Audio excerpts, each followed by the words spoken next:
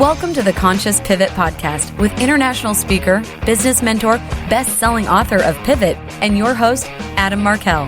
The Conscious Pivot shares the stories and wisdom of people who have successfully reinvented some area of their business and personal life.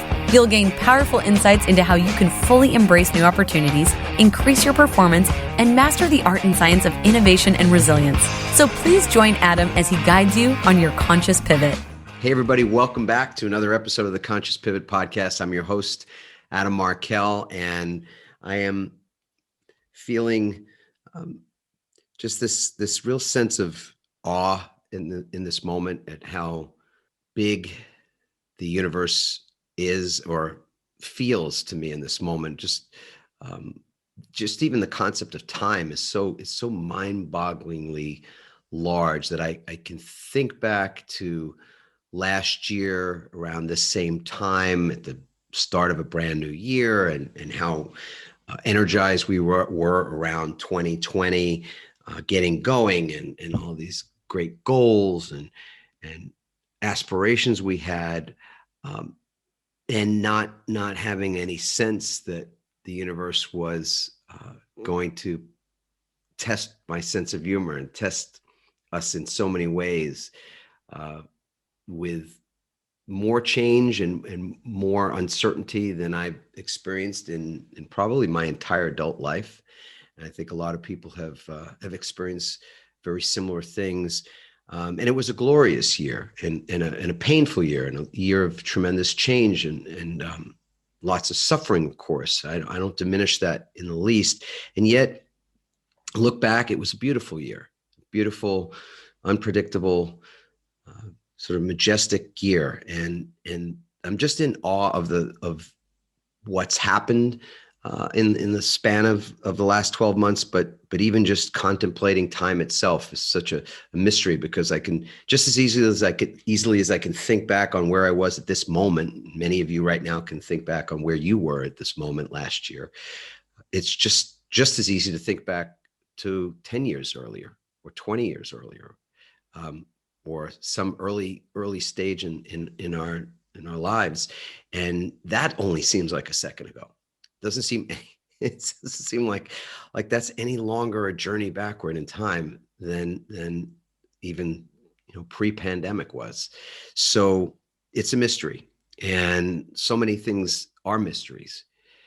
And I'm at a stage in a phase in my life where I'm much more embracing of the unknown and uncertainty and the mystery of life than I've ever been before. In fact, I started writing a book about a year ago that's all about uncertainty, which we'll be talking about in the months ahead. I won't really say anything about it right now, other than to say that it is a book very much about how we leverage uncertainty for our growth, for the purpose of long-term growth. And I think everything that has happened over the last year, without sounding so ridiculously optimistic that it's Pollyanna-like, I think it's all about our growth. Even if we can't see all of that in this moment, I think everything is intended for our growth individually and as a species and as a universe, whatever that means. It's such a big concept. But what's really great is that taking on the conversation of big concept and big universe and the mysteries of life as we know it and as we are yet to know it, maybe. I've got the perfect guest for that conversation today, who happens to be a dear friend. I could say an old friend. We know each other a while now, but certainly a dear friend. And I'll say a little bit about him, and then we're going to just dig into this and see where it leads. It's always fun to just sort of start in a place and follow the breadcrumbs and allow ourselves to be guided, and then see where it takes us. So Mark Gober is the author of the award-winning book, An End to Upside Down Thinking, and the new sequel, An End to Upside Down Living, and the host of the podcast, Where Is My Mind? He is a former partner at Sherpa Technology Group in Silicon Valley and previously worked on Wall Street. There's a lot more to this man's bio, but I'm just going to start by saying welcome, Mark. It's so great to have you on the show again. Well, thank you for having me back, Adam. It's a pleasure. I'd love for you to think of one thing right now, one thing that's not in that short but impressive bio, one thing that you would love for people to know about you at the outset. I was always a very traditional thinker in that I was traditionally trained. I went to an elite private school outside of Baltimore, Maryland. Then I went to Princeton. I was a captain of the tennis team there, kind of following the trajectory of someone that's trying to achieve. And then I went into investment banking, worked on Wall Street, for a little under 2 years during the financial crisis. So that was a big part of my life, a big part of my foundation, because it was a pretty traumatic time, not only for the world, but also for me to be starting my career in such a stressful environment. I mean, investment banking is stressful to begin with, but during that era, and then also to be advising companies like banks and insurance companies, that was my duty to work with the financial institutions. So that was a big part of my life, and I decided to leave. And then joined at the time, it was a new firm that spun out of the Boston Consulting Group. So the Boston Consulting Group, BCG, is a large consulting firm advising companies all over the world on their business strategy. And so I joined a spin out of that firm to advise companies focused on their technology and their intellectual property. So I was kind of leaving the traditional path a little bit, but in a lot of ways I wasn't. Still advising companies and thinking about achievement. That was my focus. And so in my bio, you mentioned my books and my podcast, and that's kind of where my life has moved in this other direction, which is thinking about the big questions, as you were talking about.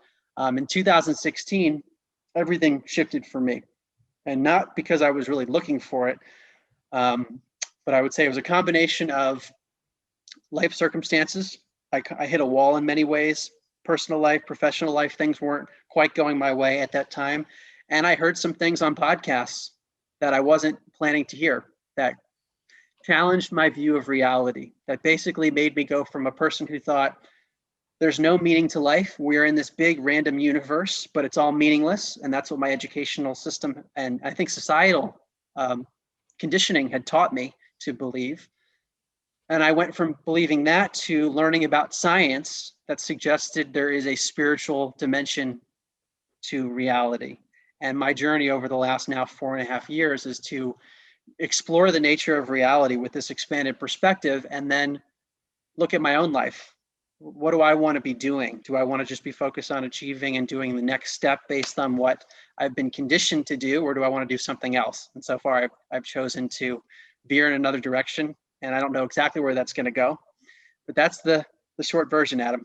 You are a pivot story, man. That in so many ways, multiple pivots, which is really the case anyhow. Once we start sort of following those breadcrumbs, they'll if we follow them, they lead in some pretty interesting places. So I'd love to get a sense of sort of what's the difference in a day in the life for you right now?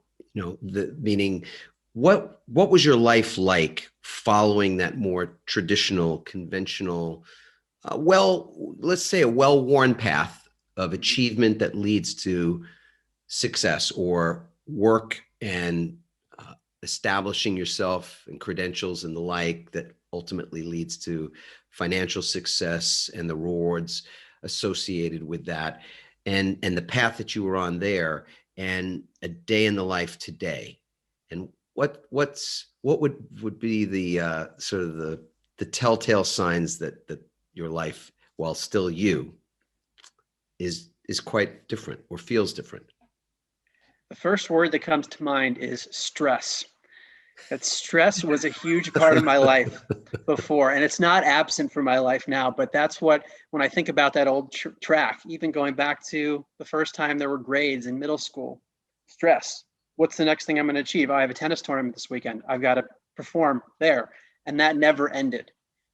And it was because I was focused on the next thing in front of me. And there was a fear associated with that next thing in front of me, a fear of, I guess, failure, of not getting the thing that I want to get, and knowing that every challenge in front of me had the potential of failure, but it also had the potential of success. And you're actually reminding me of something that I studied in undergrad. I was a psychology major, focused on judgment and decision making. And this conversation is reminding me of a concept called loss aversion. The idea in psychology that losses are more painful than gains feel good. It's just a human tendency. And that was very much how I think I lived, because I was confronted with win-loss situations and I saw the potential for losses, and that can lead to lots of stress. But that also implied that I was framing the question as gain-loss on some kind of arbitrary scale, as you were alluding to. So now I look at everything so much differently, which we can get into. I look at life in a more evolutionary fashion, and that gains and losses are arbitrary, and that even in a perceived loss, there is something to gain from it. So there's less stress now. Yeah. And where does worry fit in? Because I mean, stress, I think we have a sense of what stress is like and feels like, and worry is part of that. Mm-hmm. So worry was definitely associated with the stress that I used to have. I think worry comes into play now, but it's neutralized much more quickly when I experience it. And it has to do with this more, what I'll call spiritual outlook. I almost don't like to use that word because of the connotations. To me, the science points to a reality which is inherently spiritual, which we can talk maybe about a little bit later. But that perspective, this idea that we are not just our body, that are the essence of what we are. Some would call it consciousness, the part of us that experiences life. Some might call it the soul. That is beyond the body and beyond this lifetime. So with an expanded perspective, what might seem worrisome right now can be recontextualized and re-understood with this other worldview. yeah, I want to dig into that. I just want to go back to the gain loss distinction there, because I think a lot of people can really relate to that we can live our lives in so many ways just trying to avert mistakes and avert the pain of losing, or the pain of screwing up, or the pain of any number of other things that lead to judgment, self-judgment, or the judgment of others. And how different it would be if we somehow understood that gain and loss are yes, arbitrary, and are they, is it a zero-sum game? What does that mean to you? It's a great question. So one of the things that, as you were just talking, that's related to gain loss is also the concept of risk and risk aversion. So this goes back to, it's Daniel Kahneman's prospect theory, which he won the Nobel Prize for. And my thesis was on this topic. I was exploring how it actually works and trying to figure it out. The idea is that when a person is faced with a sure thing, like, hey, Adam, I'm going to give you $100, or we're going to flip a coin, and if you win, you get $200. If you lose, you get nothing. So you take the gamble, or you can take the sure thing. Most people take the sure thing. That's how they frame it in their mind. It's called risk aversion. If you flip it around, though, and I said, Adam, you're going to give me $100 for sure, or we're going to flip a coin, and you're either going to lose $200 or lose nothing. What the researchers find is that when you flip it around, people like to take the gamble rather than to take the sure loss. Yes. And that idea won a Nobel Prize, because when it's framed as a gain, people like to take the sure gain. When it's framed as a loss, they like to take the gamble rather than take a sure loss. So this concept, I think, informs how we think about gains and losses in any decisions we make in life. We think about what is the risk associated with it. And if we frame it as a potential gain, then we just like to take the sure thing. If we're in the position where it's we might lose more, or we might lose something for sure, we'd rather gamble to have the opportunity of not losing anything. Interesting. Is there a philosophy that you now hold that as you say, neutralizes the distinction between, or creates almost like a oneness? Because I know we'll get into that, what oneness has to do with any of this. But I was reading at some point in a text some years ago that in Divine Mind, this was a metaphysical text, and in that context, that supply and demand were one and the same. And it feels like in this instance that something that you're addressing is that gain and loss are one and the same in a different framework. Exactly. Am I near to what you're getting at? Yes, yes, especially from this worldview that I now hold, is that even in what you would call the loss, there is something to be gained on another level. And even in the quote unquote gain, the gain might be on a different dimension almost.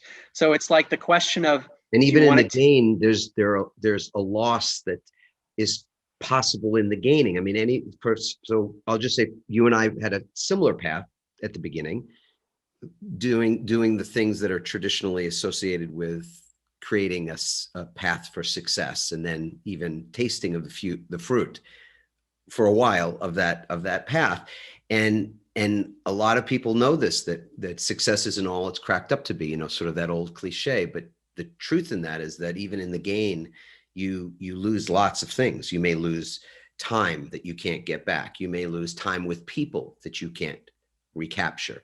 You may lose respect for yourself, as was the case for me 15 years into a practice of law, knowing that for the most part each day I was doing work I didn't love and feeling like I'm selling out, or even feeling like a fraud in the process. So yeah, my bank account was swelling, or my possessions were swelling, and I was certainly taking care of my family.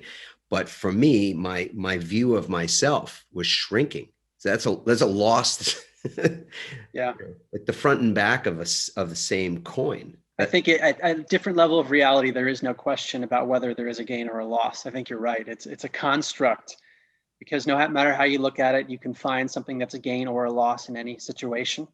And that's, I think, a good way to summarize much of the transformation I've had in my own thinking, is that any event that happens can be neutralized by looking at all of the surrounding effects. And one can always find the positives at the highest level. There's always a positive to be found, usually, if not always, with regard to growth in some way. Everything causes growth. If everything tends to cause growth, I mean, this is, I think, a good lead into to some of these big concepts. We're still sort of in the midst of a pandemic. For months and months and months, I'm doing podcasts and speaking to people, and I still feel like we're in somewhere between Dover and Calais, like somewhere in the middle of the English Channel, and haven't yet reached a shore. And this pandemic is certainly not gone and not going away instantly. Even with the advent of a vaccine, there's still tons and tons of things happening. So with everything that's gone on in the world and all the change that's around, how do we help? What's the conversation about framing this as something that's neutral, that is both a combination of gain and loss, of good and other, for people that are living with it daily? I mean, you've been blessed, and I know you've worked hard to create a lot of your blessings. I've been blessed, and I'm not taking anything away from the work that's led to this point. But for the grace of God, because there are people living in boxes, there are people homeless, there are people who can't put food on their table, there are people who have, experienced loss of family members and friends. And I mean, it's just, it's beyond description on some level. And so I'd love it if what we're discussing in some way is something that's really usable for people in how they approach their experience of living even in this moment, and beyond. Because what else do we have? I mean, my theory is that we've got a feeling, we experience a feeling of our lives each moment, and hopefully moments and moments to come, too many to count. But this is the only one we've got. So, everything that happened, all my feelings of my life a year ago, don't really change what I'm feeling in this moment. And if what I'm feeling is scared or alone, or any other of those sort of ways of just taking in the enormity of the world as it is in this moment, well, then my life is not, it's not as I would want it to be, but I also would believe it's not as was designed by a great creator for it to be. So how do we speak to people now who are dealing with real harsh realities in their lives, that allows them to reframe and experience even the hardship, but in a more neutral way, the way you were describing it earlier.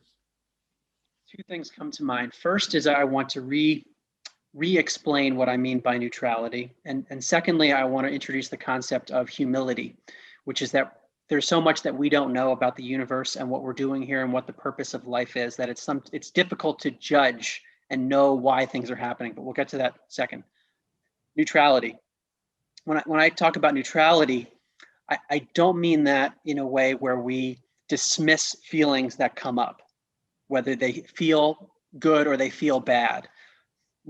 This is a core tenet of many spiritual traditions or self-help traditions, is to fully experience whatever is coming up.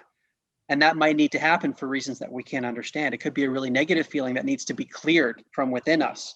So when there are things happening in the world that appear to be very dark, those could also be viewed as a form of clearing. And we see that on a personal level throughout an individual's life. In order to progress to a new level of understanding or a new level of anything in life, we typically have to clear out the stuff that's holding us back. Whatever darkness we have within us has to be expressed and has to come out in some way so that we can be free of that. And maybe that's what we're seeing on a collective level and an individual level. But on a planetary level, we could be experiencing the surfacing of some of the darkness that's been there so that we can advance to a new phase. So this neutrality basically means that we can look at things and find the positives in something that might be quote unquote negative. And also, like you were saying, when there's a gain, there's something that's lost with it. So it's a more holistic perspective than just saying, I don't care, I'm passive, I feel pain, but I'm going to ignore it. That's not what I mean. Or I feel joy, I'm going to ignore it. So that's what I mean by neutrality. On the topic of humility, I want to take a few steps back because this, in order to really explain this, I need to get into my worldview. So if you don't mind, unless you want to go somewhere else, Adam, I want to take a No, I'd love. Yeah, this Okay. is a perfect opportunity. Okay. So the core question that I explore really in both books, but especially the first book I wrote, in End to Upside Down Thinking, and my podcast, Where is My Mind, is about consciousness. What do I mean by consciousness? It's the part of us that experiences. So anyone watching this right now or listening to this, you're having the experience of that. And that's what I mean by consciousness. And it's hard to define because we can't touch consciousness. It's an abstract thing. Like I can touch my table, but I can't touch my consciousness. And yet it's experiencing our life and everything about it. One of the big questions in science, in fact, Science Magazine has called it the number 2 question that's remaining in all of science. How could a brain make consciousness? Because we know the brain has a lot to do with our thinking and our mental state. And science assumes that this sense of experiencing comes from chemical and electrical activity happening in our skull somehow. And that's exactly the assumption that I question and challenge and say, we've got it upside down. That actually this consciousness that we experience is more basic than even our body or the physical world, that the body is like a vessel and consciousness is experiencing the world through the lens of the body. And to use an analogy that I often reference, it's from a philosopher named Dr. Bernardo Kastrup. He says that we are like whirlpools in an infinite stream, meaning there's a Mark whirlpool, there's an Adam whirlpool, etc., that seem like individuals. They're localized as its own one thing, but it's within a larger stream. So there's an interconnectivity, even though there's individuality. And the way I arrive at this, without going into all the science, is lots of evidence from places like the CIA, the University of Virginia, Princeton University, peer-reviewed papers showing that psychic phenomena where our consciousness can be at a distant location in space and time, for example, that sounds insane, but there have been scientific studies to suggest that it's like, someone in one whirlpool can access part of the stream far away. There's science to back that up. And there's also science backing up the idea that when a whirlpool stops being a whirlpool, the water dissolves back into the broader stream. It doesn't leave the stream. Similarly, when the physical body stops being this individual body, when the body dies, the consciousness just transitions into a new state. So there's a lot of this evidence scientifically that consciousness continues even when the body dies. This is all to say that the worldview I'm discussing is that we're part of an infinite stream of consciousness, even though at this moment we're perceiving a very narrow sliver of it. Hmm. So if we buy into that, Does that, I want to, Yeah, go can we ahead. pause Yes. just for a second? So Yes. it might be like I'm standing out on the deck and I'm looking out at the ocean, for example, and I can see as far as my eyes can allow me to see, maybe to the horizon line, but there's a whole world well beyond what I can see and perceive. That's us as a tiny sliver of consciousness. We have a perspective or a vantage point, but beyond that, we are left in either a state of knowing our ignorance, being aware of what we're unaware of, or unaware that we're unaware. Yes. So the way that there are two analogies that I like to use to describe exactly what you just said is that the brain and really the body can be likened to filtering mechanisms or almost like blindfolds, where there is a broader reality that we see a sliver of, and it's because the brain is blocking out the rest. And the evidence for this comes from a few places. One is a near-death experience where a person's brain is essentially knocked out. So a person might be in cardiac arrest. They shouldn't be able to have any lucid consciousness. And yet after they're resuscitated, they come back and say, I was immersed in unconditional love. I was in other dimensions. I saw things, and sometimes the things that they saw were accurate, meaning it wasn't a hallucination.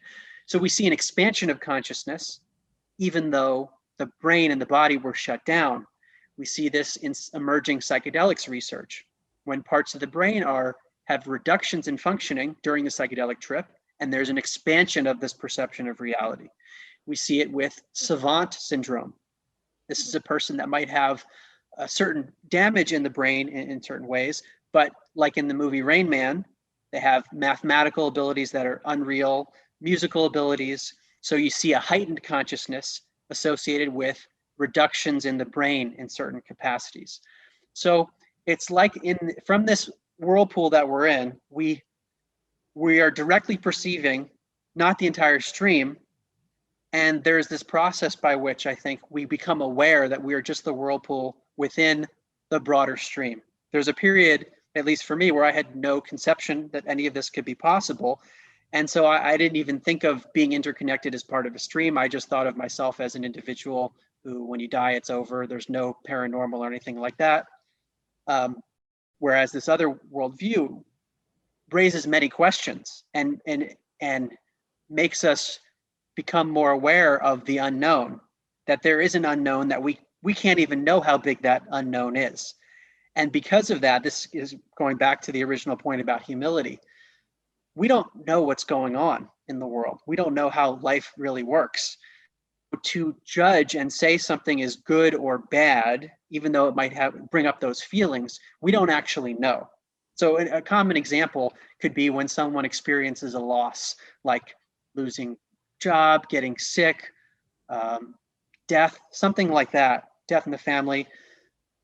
Those sorts of events might seem very negative, but from a broader perspective, if you take a helicopter's perspective and you can see 30,000 foot, maybe in 10 years, those apparent losses might have led to growth or even positivity in that person's life many years later. So for that reason, I think we can have the initial negative reaction to something because we're human beings, but then look at it and be introspective and say, well, do I really know this is all bad? Is there something that could come out of this that's ultimately a positive thing? Exactly. And that goes back to what you were saying earlier about gain and loss. Because again, with the benefit of seeing what else is there, I won't say there to be seen, because we can talk about, is there a way for us to actually expand our view? Meaning I can see just as far as my eyes will allow me, but is there a way to supplement that or see beyond the horizon line of my own consciousness?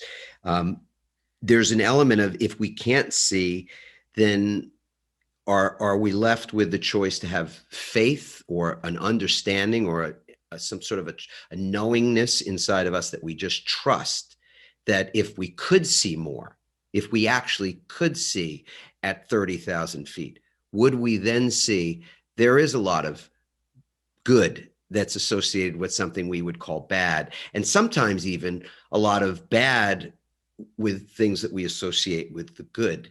And in that sense, you remove the distinction between good and bad, or they in essence become one. Exactly. And going back to your earlier point about worry and stress, this is why one of the reasons why I think I feel much less worry and stress is because I think there is this analogy I use in my new book, An End to Upside Down Living, is it's like we're walking through a maze and we can see what's right in front of us, immediately in front of us. We can't see the entire maze. If you had a helicopter's perspective, you could see that whatever you're going through in your little corner of the maze, you could see what's ahead from that perspective. So knowing that that even exists puts to rest potentially some of the long-term worry. And one other point about this stream of consciousness that relates to the same concept is the idea that the stream itself is intelligent, and not only intelligent, but probably of some kind of intelligence that we can't conceive of, maybe infinitely intelligent. And where do I arrive at that hypothesis? Well, if we get to this idea that consciousness is the basis of everything physical, which I wrote a whole book on, did a podcast on, the evidence to suggest that that's true, if we buy that for now, then we look at how complex the universe is, from the microscopic level to the macroscopic level. It's beyond human comprehension. Our brain literally can't understand it. Like the concept of infinity. We know mathematically it's a real thing, but we don't understand what that means. So we get to the point where we say, wait a second, maybe there's this intelligence underlying all of reality, underlying the maze that we are in this life, that we can't possibly understand. And therefore, to get too caught up in a judgment about a circumstance actually doesn't make any sense, because we don't know enough to make that judgment. I'm going to ask you an interesting question. I that's kind of sounds funny to say that. Maybe it's not an interesting question. Who knows? We'll see. Do you believe that stream, that consciousness is a force of benevolence? Is that your worldview? Great question. I would say yes, at the highest level. And now this gets into another distinction I talk about in An End to Upside Down Living, the distinction between the absolute level of reality and the relative level. So the absolute level would be that there is this one consciousness, one stream, and at some level of that stream, there is actually no division at all. The appearance of a whirlpool is still a version of separation, even though it's within the unity. And we see this with many spiritual teachers who have reached very high states of consciousness. They talk about this oneness. People who have taken DMT describe something similar. So we see on near-death experiences, these states of expanded awareness, people talk about this absolute level almost, where it's one with everything. There's also a relative level of reality where there is a Mark and an Adam. They coexist. And this is a paradox that we're never going to understand, that how those could be true at the same time. But I would argue that they do coexist, that there's a Mark and an Adam, and at the same time, there's no Mark and no Adam, there's just oneness. They both coexist. Now going back to your question about what's the nature of this stream, it gets into really good and evil. Is that a real thing or not? And I would say at the absolute level, there's no distinction. There's oneness. I would say it's benevolent, based on the fact that there are so many of these direct experiences from distinct disciplines that talk about people feeling pure oneness, pure bliss, and they use the term unconditional love. Now, I haven't had an experience like that. Many people have described, like I said, from psychedelics, near-death experiences, meditation, but I can say I've had glimpses of maybe what they're referring to in meditation within the last year and a half. And maybe we can talk about this, but in the last year, I've been meditating ton. I went on 2 silent meditation retreats right before COVID really hit, not knowing COVID was going to hit. And now I'm still meditating on average 4 to 5 hours a day. And in 2 instances, I've had an experience where a very positive energy, more than usual, because there's usually a positive energy. This was a sensation that is not describable with words. I think love is the closest word that I can use to it, but it was not personal love, but it trended in that direction. And it was a complete bliss out. And when it happened, for a very short period of time, it was terrifying because I felt like I was losing my sense of identity and my body shut it down. But at that point, I understood. I said, now I understand why these people will go into a cave and meditate all the time, because whatever the sensation is, it is better than anything you can get in the physical world. So if that experience I had relates to this oneness that other people have talked about, if we assume that's true, then I'm going to assume there is a benevolence at the highest level. But at the relative level, there's distinction, there's duality, there's a me and a you, there is love and hate. We see that dichotomy all over the place.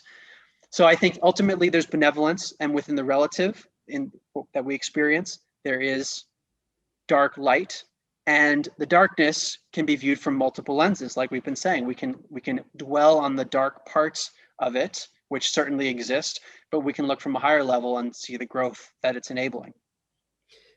Yeah, it's interesting. You may have just answered the question I had earlier about if we are, you said that we're blocking out, to some extent, our mind is blocking out more awareness or more access to consciousness than we are, I suppose, capable of handling.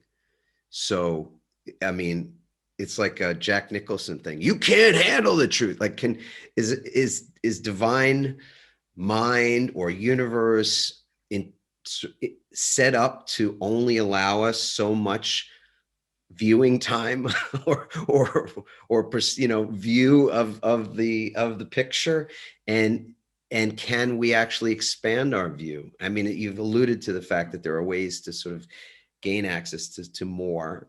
What's your thought or experience on that? Well, I think whatever bodily form we have right now enables us to have specific learning experiences. And that if we knew more, had more access, maybe we wouldn't have those experiences that we're having. So there's benefit to having the blocks in some way. But even on a more physical level, I think there are probably reasons for having blocks to this energy, having experienced it myself. It's overwhelming. And in my new book, An End to Upside Down Living, I explore this awakening process that many people have described. And many of these experiences of energy coming in, sometimes it's called Kundalini energy, which is actually electric feeling. It feels painful in a way. And I've had bits of that where I feel almost like sparks of electricity that come in during meditation. Some people get it like a fire hose and they're out of commission for a while. Their nervous system can't tolerate the energy. So I think as we move into these realms of expansion, both from a knowledge perspective, because that takes a lot also to just handle, wait a second, there's so much more. I have to change my worldview. Mentally, there's a lot to handle, but physically, there's a lot to handle as we evolve. Yes.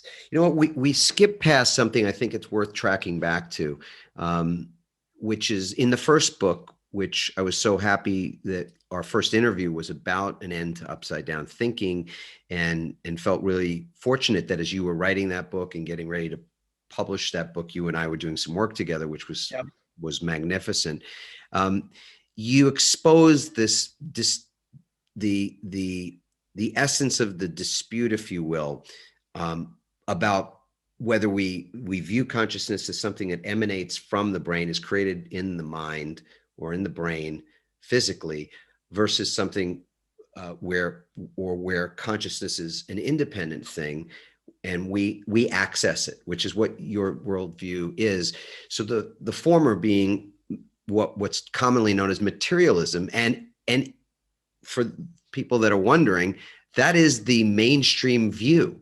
So I'd love for you to just sort of set that up now that we've talked about this other way of seeing things and experiencing things, that's not the way the scientific community, we'll call it the mainstream scientific community, views it. And there've been tremendous disputes about this for a very long time that don't seem to have been resolved.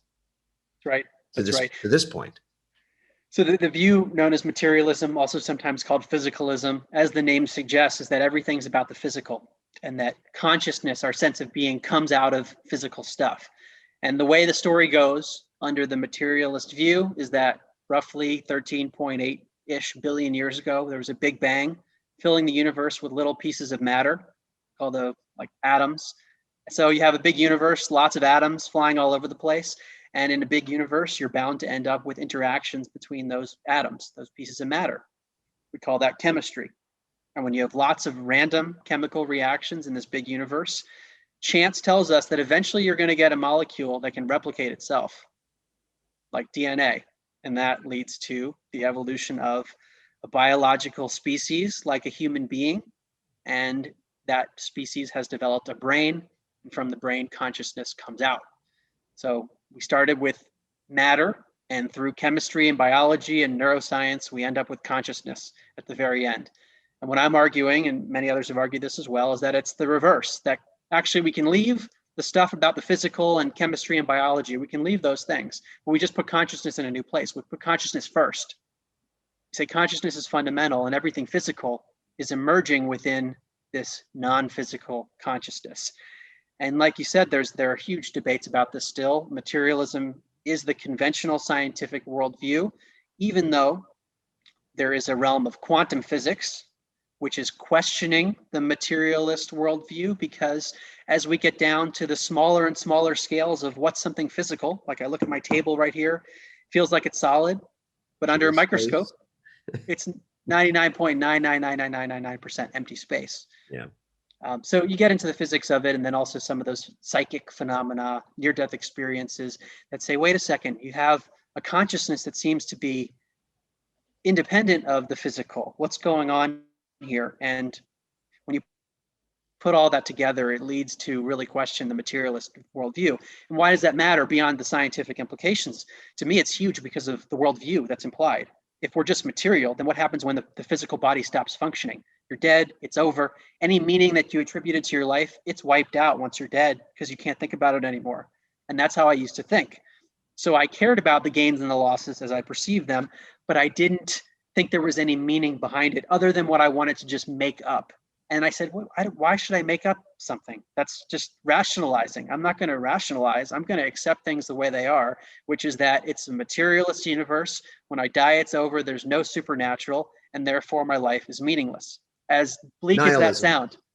It's so, I want to go back to one other thing too, which is that looking at the materialist view, and it's on my goal here to try to make a case for this, because I think there's plenty of places people can assess that for themselves, including reading your books, because you do almost like a lawyer set up a bit of a case in that you're proving.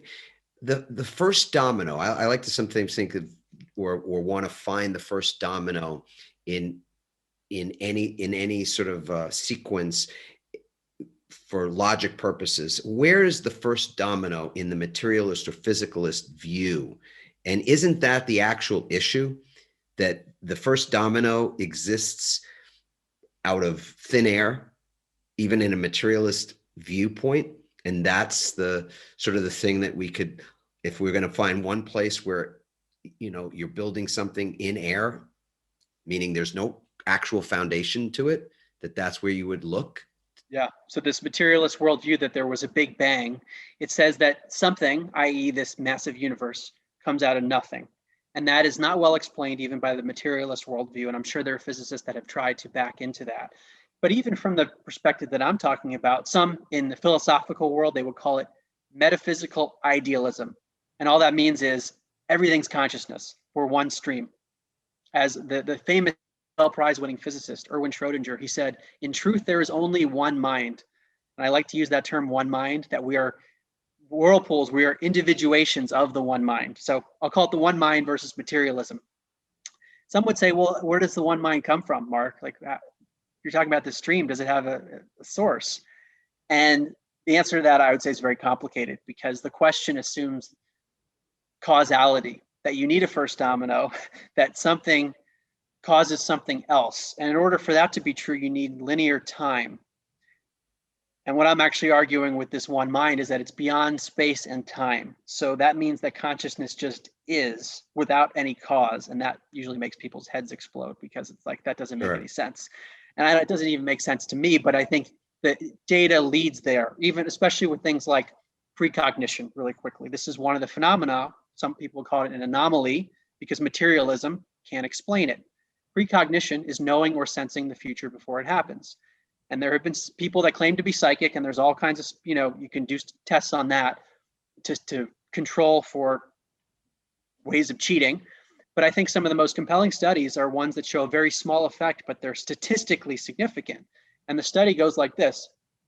You have a person in front of a computer screen, and the computer screen will either show a neutral image, like a mountain or a river or something, or a very disturbing or arousing image. It could be a sexual image, a violent image, one that we know from psychology would cause a subconscious response by the skin, by the pupils dilating, things you're not even thinking about. If you saw a certain image, your body would have a reaction if you measured it. And I remember these from psychology class. But what the scientists have now done is they reverse in time the study. They measure the body before the image comes up on the screen to see if your body somehow senses whether it's going to be peaceful or arousing before it even happens. Why would you even think to test that? If your consciousness is just in the here and now, that should never happen. Especially if the images are randomly generated. If you don't know if it's going to be positive or negative. And what do the studies show?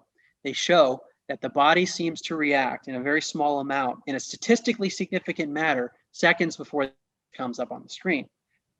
What does that tell you? Does that mean our consciousness is reaching forward in time? Does that mean that you have like a backwards causality where a future event is affecting the past? It's mind-blowing stuff, but it lends credence to this idea that time is not what we think it is. Even Einstein, who talked about relativity, where time can speed up or slow down depending on how fast you're going or how much gravity there is. So time is a very weird, even though we seem to perceive sequence. And even to make this even more mind-blowing, to just think about our own experience. We've never experienced the past. We've never experienced the future. We've experienced the thoughts about the past, the memories which occur right now in the present moment. Think about the future, it occurs right now. So when we really get down to our own experience, all we've ever experienced is a now. And that's what I would argue is the case with this one mind, is there's some kind of ever-present now that we experience from different lenses, and through our interpretation, we see linear time, past to present to future. Which gives us a great measure of certainty in the midst of great uncertainty. I mean, at the same time that everything is so uncertain and so unknown, we also have something so known and so certain as this moment. Yes. And how it is that we feel and experience this moment. That is our greatest freedom. If we can get there. If we can get there. If we can get our mind to, and when I look back at my own life, and maybe you can relate to this as well, Adam, just being so busy thinking about achievements and thinking about linear time and being so focused on that timeline and time horizon. And I use this analogy in my book. It's almost like the conditioning was get a good education, you get a good job, get married, have kids, take care of your kids, and then you die. And that's the trajectory. And all you have to do is think about those events. And I don't want to say we should dismiss all of those things, but when we focus more holistically and get ourselves more in the present moment, maybe a lot of the noise, we can get that out of the way and we can focus more on the signal. Yeah. Well, that goes back to the first question I think I asked you, Mark, which was how are you experiencing a day in the life? Or I'll shrink it down to a moment. How are you experiencing the now versus the way you recall experiencing the now under a different worldview? The now has much more mystery, and it's a growing mystery because I'm always researching and I'm now meditating, going inward much more. The more that I don't know has increased, and that increases on a daily basis. The recognition that I don't know has increased. And with that, in my own life, there's so much that I don't know, not just on a metaphysical level, but what am I going to do tomorrow? I left my job. We haven't talked about this in this interview yet, but in December of 2019, after 10 years at the firm, went from associate to partner, I told my partners that I was going to leave. And it wasn't like I was going to another financial firm or another advisory firm. I was leaving because I wanted space. And I didn't know what I was going to do next. And I wanted to be able to explore the things that I had more passionate about, like understanding what life's all about and researching the metaphysics and everything. So there was major uncertainty associated with that. But if we look in hindsight, the timing of it turned out to be unbelievable. December 2019, I give notice that I'm going to leave my job. And I said I would love to stay on and help and work part-time. And I wasn't just going to leave everything. So I ended up staying on for 3 months. That takes us through the end of March 2020. But leading up to the pre-COVID era in the February and early March timeframe, I had scheduled 3 retreats that I never could have done before because I was always so busy. I went on an Ayurvedic retreat which was very healthy physically, but also on a mental level. And that set me up very well for 2 silent meditation retreats, which were a week apart. One was 6 days, one was 5 days. And in that meditative period, that's when the book emerged. I actually wrote the book in between the 2 meditation retreats. There was a week where I wrote it, went on the second meditation retreat, got to think about it, revised it, and then the book came out. So think about the mystery there of being back in my shoes in December of 2019, not knowing any of the stuff was coming. I mean, you and I had talked about a potential for a second book, and you probably had more foresight on this than I did, because I always thought, well, I don't have a second book in me. And you said you were kind of laying out the time frame, and you're about right on when it came. But I didn't really see that I was going to write a second book. I made the decision to be more authentic. That's really what it was, is that I wasn't being authentic, and I needed to make a pivot, to use your term. And when I made that pivot, when I actually spoke to my business partners about it, that's when the ideas for the second book came about. And then I went on meditation retreats, got really into meditation, pandemic happened, all this stuff. So in any given moment, think about how much we don't know in the rest of the maze. And imagine if we did have that helicopter's perspective. Indeed. Yeah, I was curious when you and I were, just before we turned hit the record button on this, I said I really was curious about how your partners responded to that. I mean, they'd seen your development. They knew things were changing. They were in support of the first book that you came out with. I think you had developed a really good relationship with them.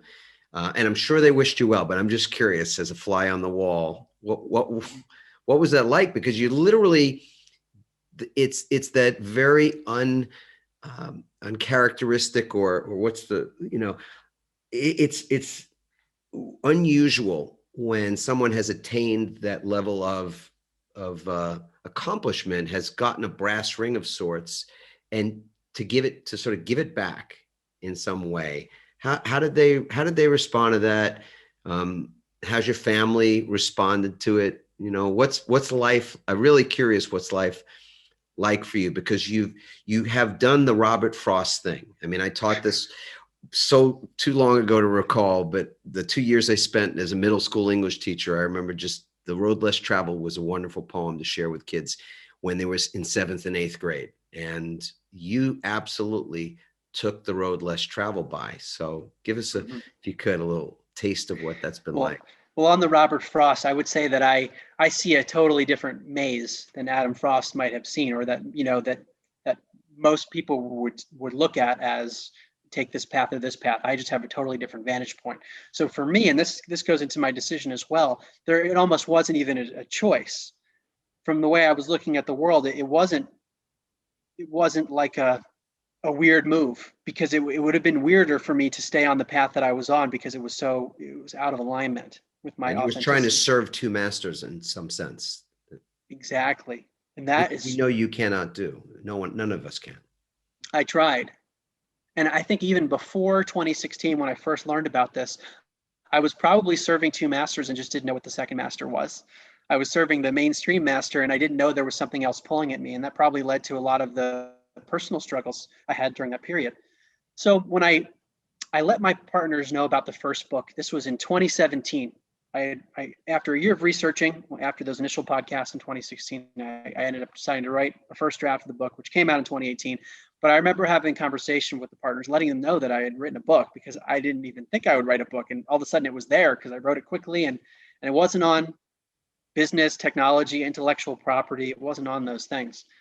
And they were very receptive, but it was a difficult thing for me to do, because I was kind of leaving that path, even though staying with the firm, no plans to do anything else, to say, hey, I have this other interest and I'm writing a book about it. And not only that, it's challenging people like Einstein and some of the great thinkers. I'm going against their assumptions and talking about some what might seem like weird scientific ideas.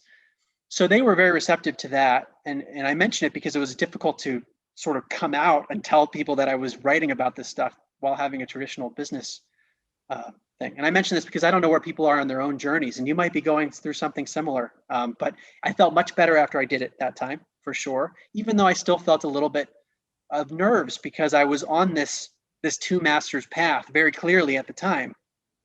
And I didn't know where either was going to lead, even though I had been on the path to become partner, and eventually did become partner, even though I'd written the first book. So I got to this point in December of 2019 where I had to make this decision it really hit me that I had to make the call. I was hoping that maybe another opportunity would emerge or something more clearly would emerge in the current role that would allow me to just stick with it. But I had to pull the trigger, and it was very difficult. One of the more difficult things that I've probably ever done, because 10 years, basically my entire professional career, other than the stint I did in New York, helped basically build the firm. It was a new firm when I joined it. I put so much into it, learned a lot about a very specific topic, the relationship between intellectual property and business. So, which is both broad, but also a niche. And to spend all that time and say, I'm going to do something else was hard for me personally.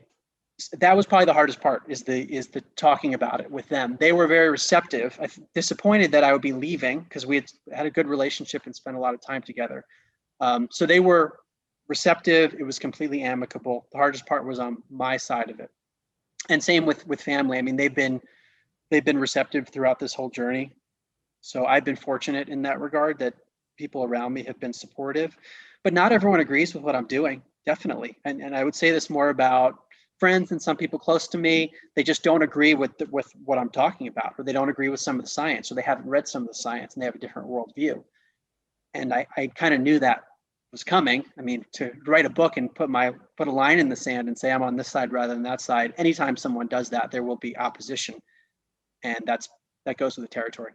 For sure. And just the idea that you would sort of have to win everybody over or get their approval is it's so ironic in the sense that, yes, it's impossible to serve two masters, but imagine serving, 2,200 masters, or whatever number of people in our lives we might want to have be on board or understand or support or any of those things. I mean, it's not possible. And really depleting on so many levels, because I think that is something a lot of people can also relate to, is the idea that what they want to do or what they're doing even has to somehow be reconciled with what other people think or what they want other people to think, really, because even that's a made-up story in so many respects. So, Mark, I think you're just a great example of what's possible when you are willing to be humble in the way that you have shown. I mean, to me, this is the greatest humility of all, is to realize each day what little we do know, but still be craving greater understanding at the same time as we see with every new thing I understand, I discover, an infinite number of things I don't. To be able to work our way to allow our lives to unfold without some of those other attachments to. It's a challenge, and I'm still adjusting to that. We're not even a full year into my being completely out of my job, and it's a new state of being to not know when I'm used to knowing what's going to be next, or knowing when the next paycheck is, or where I'm even going to live, or I have so many things for me are up in the air. I have very few commitments. But I think even tracking back to 2016, when I first became interested in this, and looking back at my own life, that I've always had questions about things, even though I had a certain worldview. I was very curious. And now that I've seen this other potential, how much exists that I don't know, is that I feel like my devotion is to truth and uncovering truth. And that's what all of my exploration has been in both books and podcasts, and whatever I do next, I'm sure, will be related to understanding the truth and living in accordance with that, whatever that means. And the way I start off the second book and end to Upside Down Living, I ask the question, what is the overall intention of your life? Yes. And the quest of the book is to answer that question, to develop a worldview, and then say, based on the way we think the world is, how would we then live? And ultimately, at the end of the book, I describe in a more detailed fashion what that is. But the short version for me is, I want to perfect myself to become the purest vessel for whatever this consciousness, intelligence, one mind stream is, so that I can be of service in whatever way manifests for me. But that happens through my own perfection. So I am working on myself so then I can be of service in a better way. And that's the compass for me in this context of not knowing. So whatever happens, I don't know how it's going to manifest for me. And the way it works for me might be different than the way it works for you, Adam, or for any other person. And I don't think there is a superior way or an inferior way. For me, maybe it's speaking, like we've worked on, writing books, getting out there, getting the message out. For another person, it might be being a caring person in a relationship, or just doing a really good job in work. Yes. We don't know what that is for each person.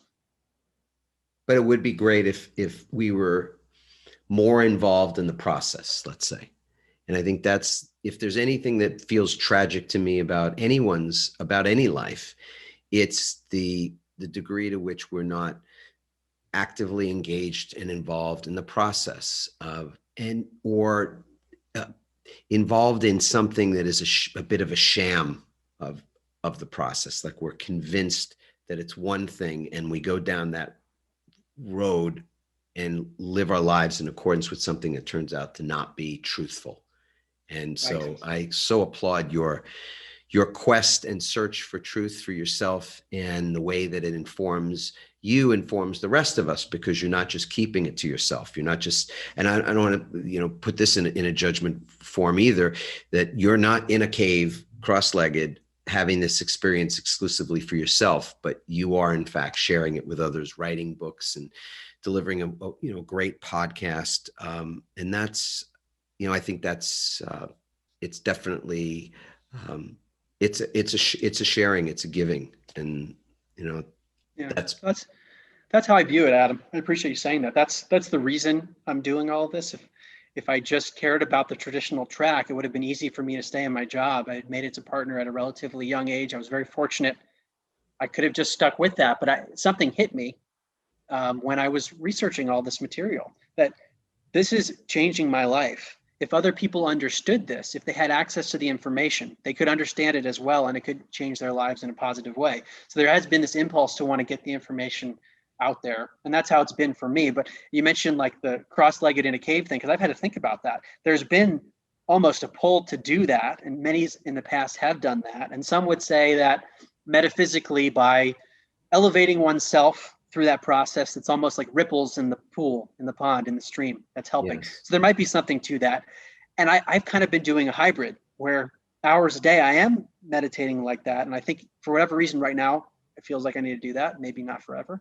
And then I'm doing other stuff on the side. Maybe it's researching, doing interviews, not as much speaking right now because that opportunities, it's a different world with the pandemic. But I'm always thinking about, so there are 4 pathways in yoga. I think it's worth mentioning this. It really has helped me frame out how I think about my daily living. And I think this applies to any spiritual tradition, of basically the 4 pathways to this process of personal development, spiritual development, whatever we want to call it.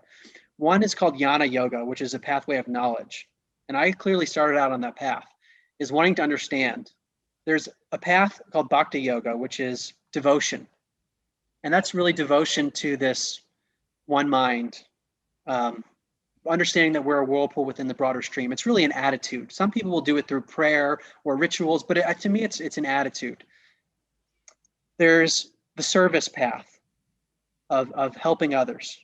And all these kind of, they come together, they mesh together. Their knowledge ends up relating to devotion and relating to wanting to serve. So they're independent, but sort of not.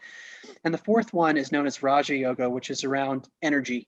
And that could be meditation or other processes that bring about, the alignment of the physical body with this other stuff. And the 4 swirl together toward one's personal development, but you can almost segment one's own life based on these 4 pathways. Of how am I working on these 4 pathways every day? Am I learning something new? Am I doing service or doing something that could lead to service? Do I have this attitude or approach of devotion in some way?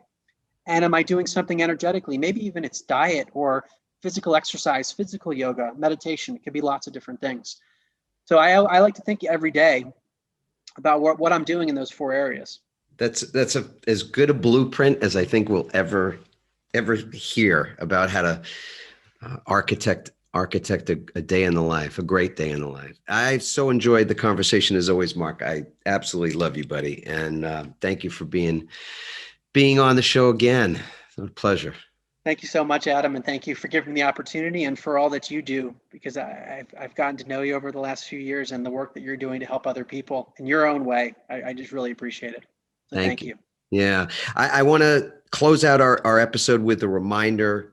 This is, again, thinking about the blueprint or the architecture of a day in life. To me, the fact that we're awake and aware in this moment is such a gift. I don't know that we are always feeling in such a state of gratitude for that fact. So I want to call it out in this moment that our ability to be here now in this is so special. It's profound and it's holy even. And that all began with the first breath, the first waking breath, the first conscious moment of the day, conscious awareness, etc. And again, there's no beginning and no end. If we could encompass that idea, take that in for a second, there's no beginning and no end. It's hard to point to a like you said, a first domino, but we do go to sleep and we enter into a different realm in our subconscious, and that's a different exploration for a different time. And then we wake up, and I think it's metaphoric, it's literal, it's figurative, it's all of that. And so I want to point to that moment. To me, that first waking moment of the day is, for me, a very profound moment, because it's the way that I would create that architecture, or do create that architecture that you described earlier. And I want to, for all of us, just to imagine that waking moment for yourself today. What was that like for you? What did that look like? I know that when I was on a similar path that you described earlier, Mark, my waking moments were, lots to do, kids and responsibilities and clients and whatnot. And I would start the day, put my feet on the floor, and kind of feel it all in a moment. I kind of get this rush of that energy, and it felt like anxiety. It produced anxiety for me at that moment in time, and that was many years ago. And I didn't like at all how that felt, just like you, that stress, and felt off. And I was curious and wanted to explore it, and did ultimately change. And I won't get into the details of all that. I'll just say there was one particular practice at the very start of the day that I began to adopt, which on some level is is very simple, but it's, for me, not simplistic. And that was to consciously cultivate a thought and a feeling at that waking moment.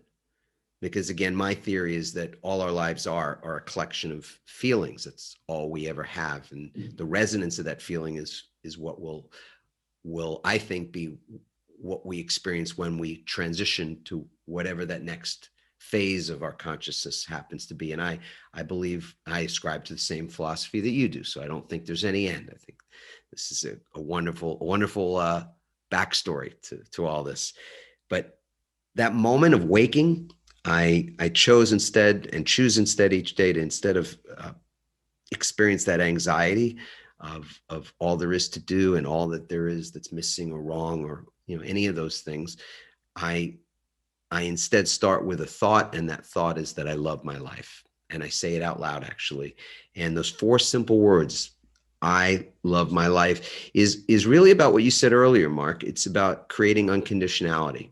That this idea that we can be unconditional with ourselves and use the word love. It's our language for that. It's just a word, but we're assigning a meaning to that word. And to me, it's acceptance, it's peace, it's harmony, it's all of those things, and so much more wrapped up in it.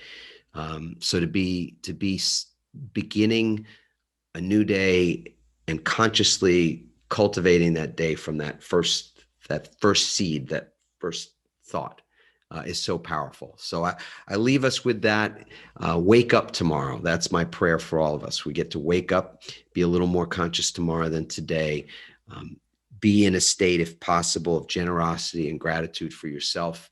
And if you feel like thinking about it or saying it out loud, those 4 little words are there for you. I love my life.